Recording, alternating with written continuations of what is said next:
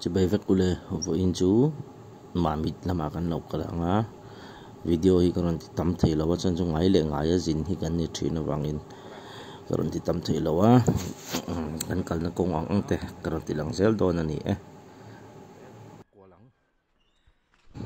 ti hian vai bakon kan thlenga khopui chung ni chu karon ti lang tam lutuk levila kan setlang vek thawa tlan lo ni le pe ka voin hi chuan mà sẽ chỉ đàn ốm gel mày thì hiện cùng trong anh đi đâu rằng có mua làm sao mấy licon cái thứ nào đều quá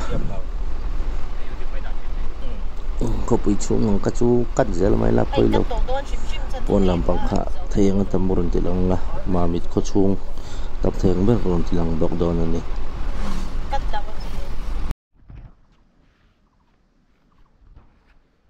vậy khát na cần mang mét cái này tụi nào chọn nó rồi jelly sao một tờ thì chết tu tập bằng hi mà mi tên nhá tập bằng số tập bằng số mà mi nè lâu nghe khá len bụi đó len bụi con lui this is con thar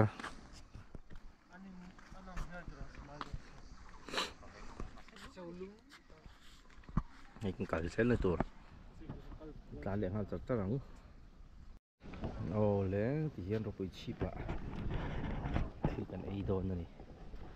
answer 01T5485 rental motor này á đủ hơn ạ có thấy cái này motor mang đôi nằm chuan này hotel cam restaurant ăn chỗ đó này chụp hình này nó khoảng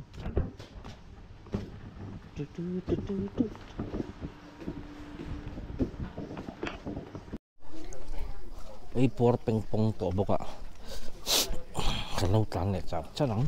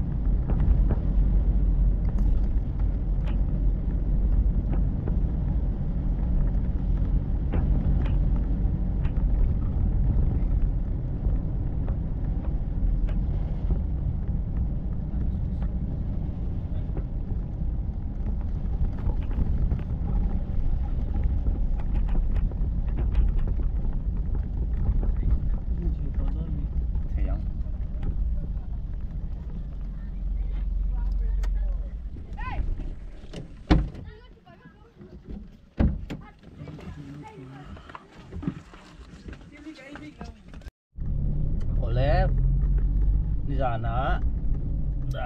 công ạ ăn chuột lại đâu lấy các bạn in cần thêm á chú bạn chọn video karon đã các karon các cái chun trong thầy là wa chân chú thêm luôn được các bạn kan camera in khá là phụ lên thầy là wa mà mình có xuống cần lâu phăng ăn với chú thì kan có tôn từ thì cần lút tổ á ngay hết bên này ổn về á một cái bao chú là cần lâu tan thì chú yan chung zo ga yan kaltura niya at hoy chu Samaritan office kong niya kan ze lang kat chiang lu tubig lawa ma ro chu ka shet ang chu karon soi zel don ni office di velte hospital te college te om na chinang zel kan pain shet ka shet ang karon soi don ni lai hi lungsir amani lam thiam che lo lungsir kaushan Presbyterian Church of India Mamit Mizoram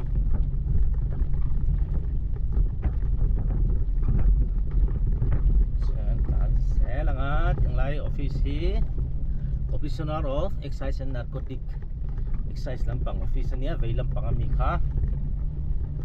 soan kan ma son District Hospital Mamit Hospital oma may tiyan kan theng tu na mai kan ding lampang ami hi District Hospital Mamit ani angun pon nuam ko alum deu ti mai lo chu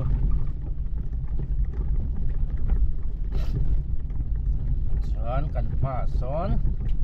hi a hospital en lo peng chho na kan ding lama mi hi hospital light ART center te oma chuan lai building hi chu nge ni ga sel lawa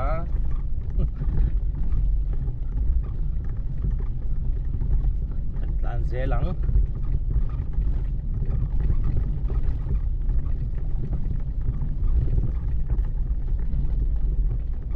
Mamit kong po at sesan lawe pangay viaw an pur thay Chief Medical Office niya veilam pangayan soan yang lai peng hi ding veilam pangapeng hi Mamit College peng ani ang Mamit College ni ta sak lampang ding lampang ayan Mamit College oma lut law mayang insasunong titur ka na iboksi daw ba lut law mayang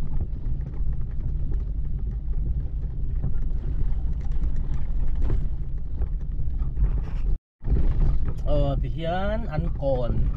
anh em mình có thể lâu còn mình chứ là hi còn nia vei lampang ayan tourist lodge kalpong oma el filian pui law na ya two wheeler taxi po man hi tama po la hand pipe man law pumek baka ang vei lam mi hi ma mit fil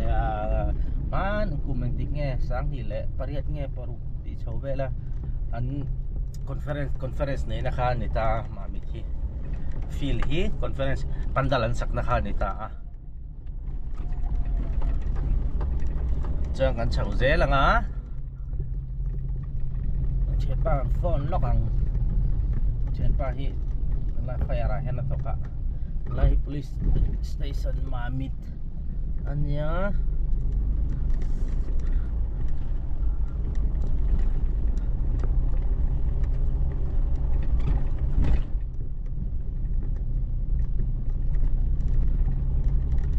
pahi omong emo District Horticulture Office veila ma oma san Isu Krista kalfan po an bab Isu Krista kalfan po tatakop may an bekin omong emo chen pahi fire lahi Mamit fire station ania an phone china nga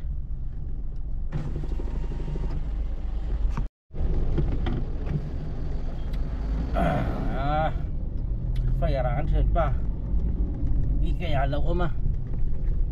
ang mateng galing koma ngayong khop mày ai do làm live ven kan câu boy bui chen khá nè anh em mới chơi xoay tôi tắm đủ khop mày chen đuôi cái này hắn Johnson oma anh nói trong quay nó cả phải thấu ta chung à quay nó cả phải thấu ta chùa đó số ta mà sẽ bịa đâu nó cả chùa cả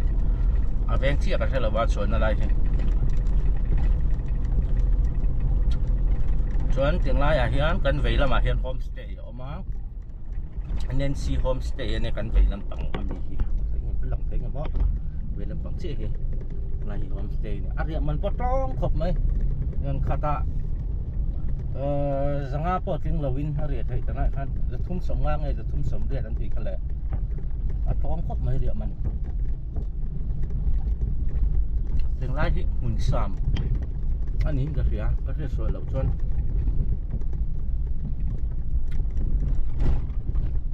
tiếng lai film pangayan family guidance center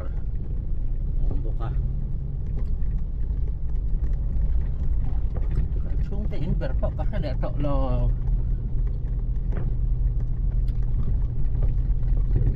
kal lo mayang pro katum dia wasu to le lo mayang in ber po ka le to si lo ba lai kong an siam awang han kong hui lama han kalanga te lai kong hui ne ma thui chung lawa ta tlang ka chona nai zo ka ma mi thi a khwa hi a sei khop mai fan ve tham chu ni ma se alum ni to tu na pa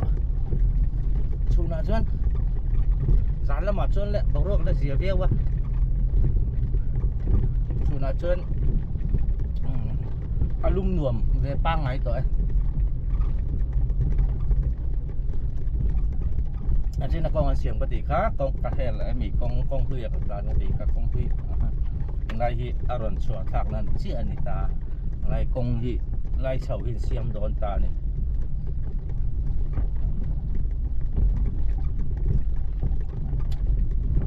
chuan cán xỉa lắm á office boy mo DC thì về thì khó tỏ bảo mà cái đủ anh mà không thu la khó tỏ lắm mà treasury thì cái LED office thì khó tỏ lắm mà rất ổn mà là cái lẩu tan cho xe lẩu về thấy được tụi nó nha lại hiện kan ding lampang am Inpol hi MRB ani lo SBI ania achina so tang na ya jang traffic point om nakha tang na ya hian ding lampang a hian aron chuak chho ve le a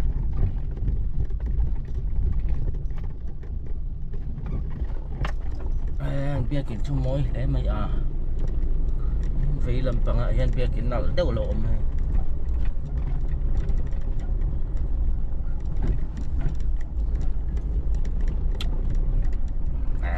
có rau và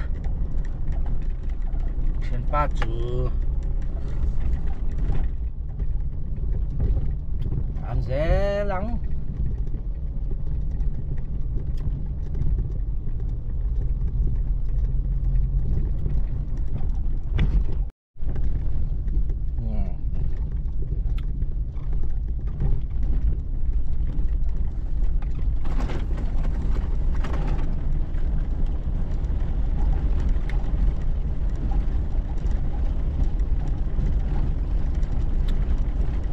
chung con bó trà trà nó nuông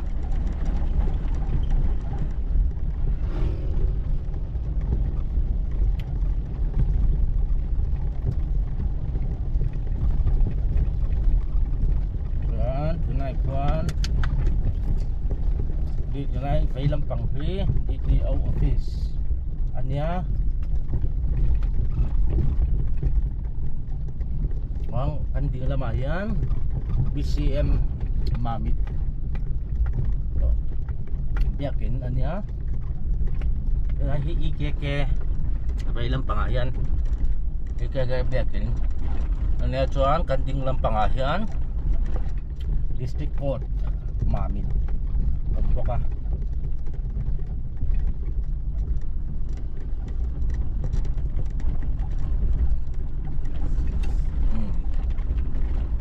mo lampang các khen về trép à khi nó bắt tắm về được lái chu lái hiện việc kiến tặc mà này lắm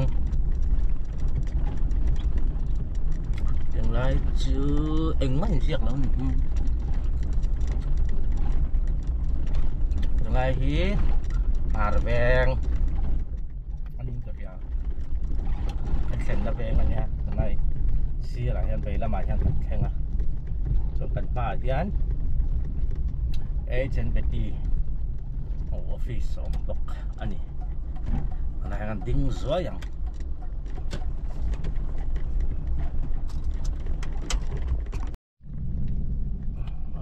cái làm chuộc lại tạ thì hiến beti om na chu anh bể lá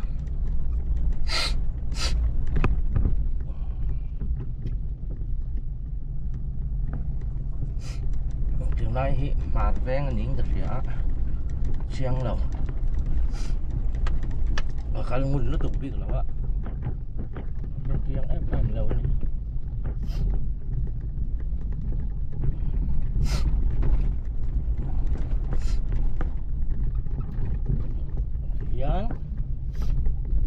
LED office ha kaldo na LED office kasway te kapala mga tuan kan hope nga kan ina kahanin singsanga mudbute keng kaniya ni singsang zoa ay zo lampanin kan kalang yung level hi din thar ani hi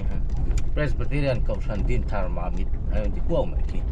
yung level hi mamit conference kan ken na kala kan ken na kanya alakop may soda atiran pang-feel law ka katingay akan pandal ka umani ka mo labe tak dun ni tingay vera tang soy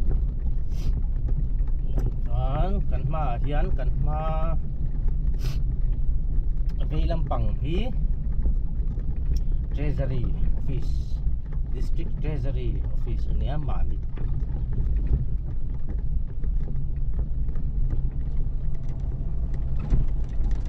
dia semua lama acep lau lai om hi thak hot mai office bel hi tu acep lai ni lom no se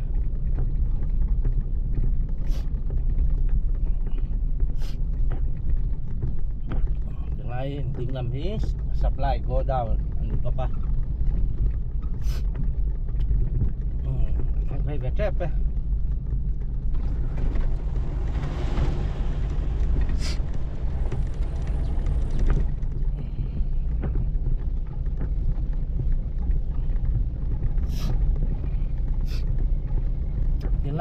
Ding lampang vay lampang hi mamit DC office suni hay lai deputy commissioner mamit lain di ko hima vay lampang hi niya LED tu ding lampang hi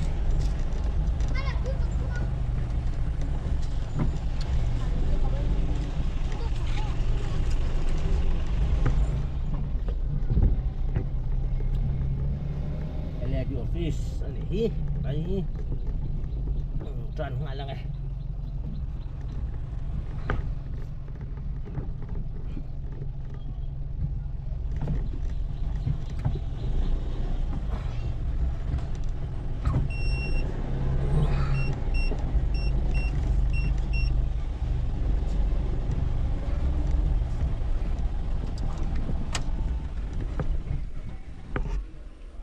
Di si office bola hian hai ga playground thada ulo omne he futsal le tennis court ti jong khan isai hokong alon te leang kan ho do na hindi khoi lai nge tu na chon feel bula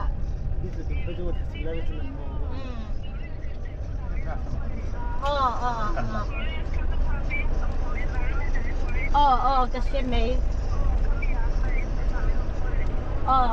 net kulamang ito naman di ba kami sota luang bola maintenance right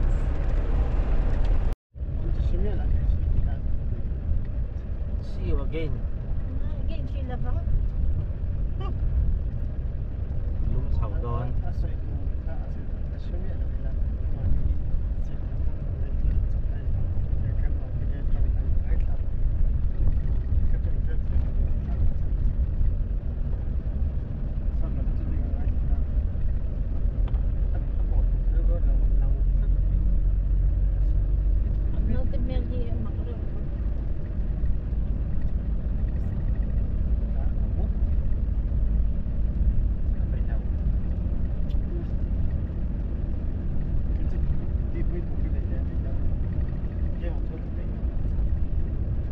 terus ya.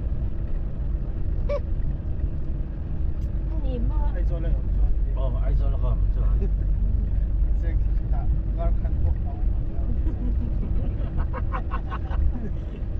Aizol ka ng kanelit.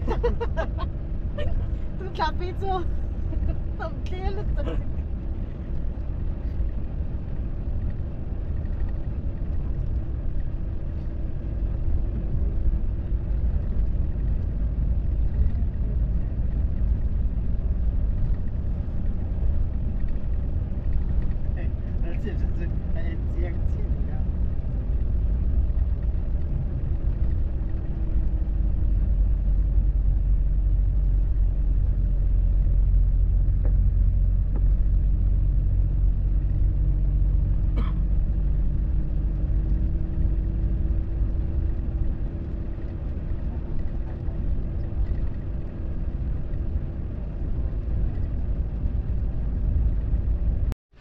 đập chua hắn cho rất hay nhỉ lihat kalah ayo borok pula nyontok khắp này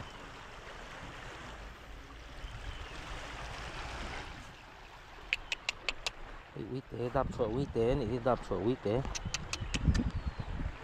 mà mày chưa mặc nhà tuy là kem khắp này uy tế đây này bốc à môi xin đâu róc nuông róc à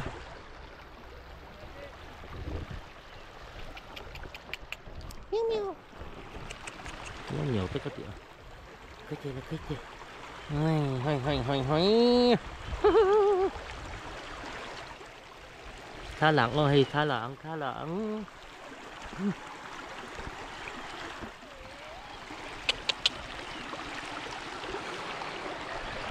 tùy con tay vậy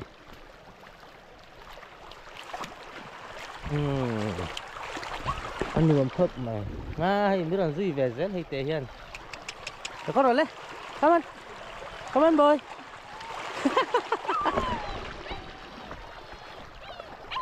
hey miếng nghền ha đấy mất hey tệ miếng nghền cái ngất này đây là con rồi lên khơi cái đầu chút lẹng chứ cầu giật lẹng chứ có hòn đây đón cho mình lẹ hòn đây đủ mơ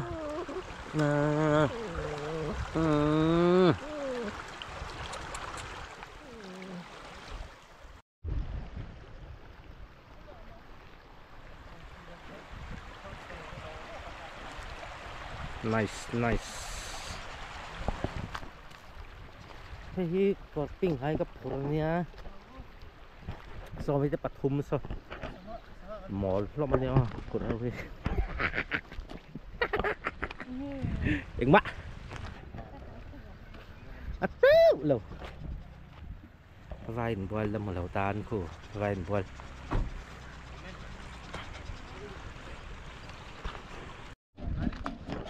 lâu chầu toán chuẩn khí tật sáng hoaกันเลย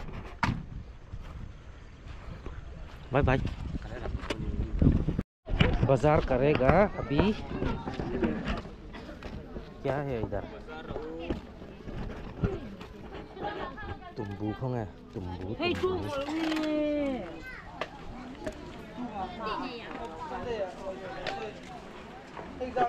vỗ ống đồ về có đủ thì để hay hết tay ống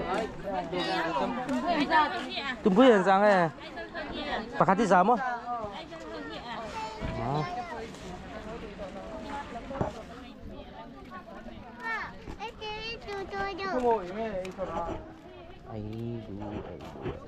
ai đu ẩm lâu mì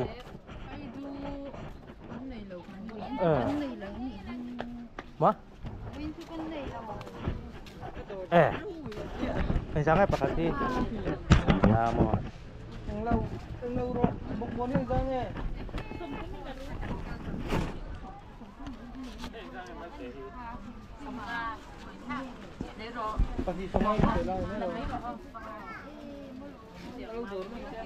Xuan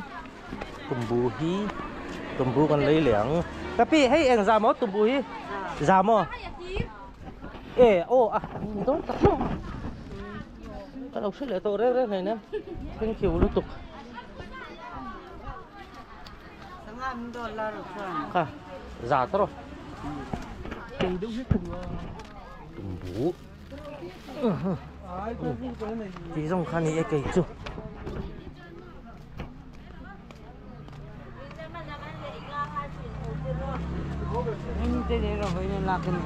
rồi thì cái lâu lấy tổ đông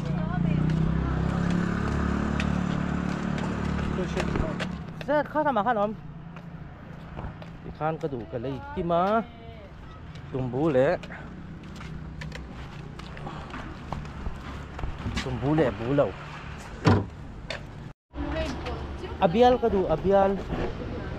zamanin them zaman milaw pe sempal bial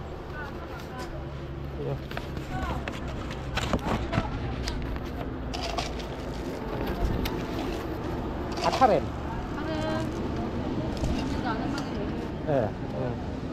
thật là sạch chút mấy đâu thua please xin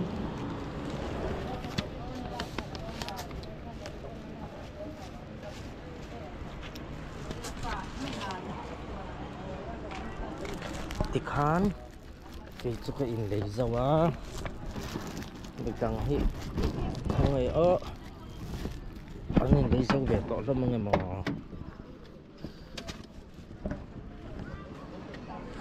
siya tapo linis sa may yan sa ting alaking kuwal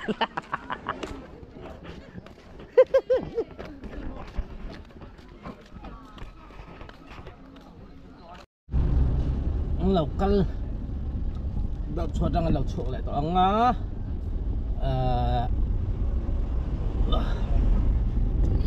hello sangaran en lok ang thip to ti ma chu en nan du tat box sia ding zoyang chuan kat tlang nga sar thai to ang ding khomo me lewin poi thai ve ole ti khan passenger te chu tha jaw ta a in halo pan le tong tu na chuan đâm lẹp tuông takin pathian phơi na ra ai zol kan kheng thaya pathian han apo lom thu sai mol ni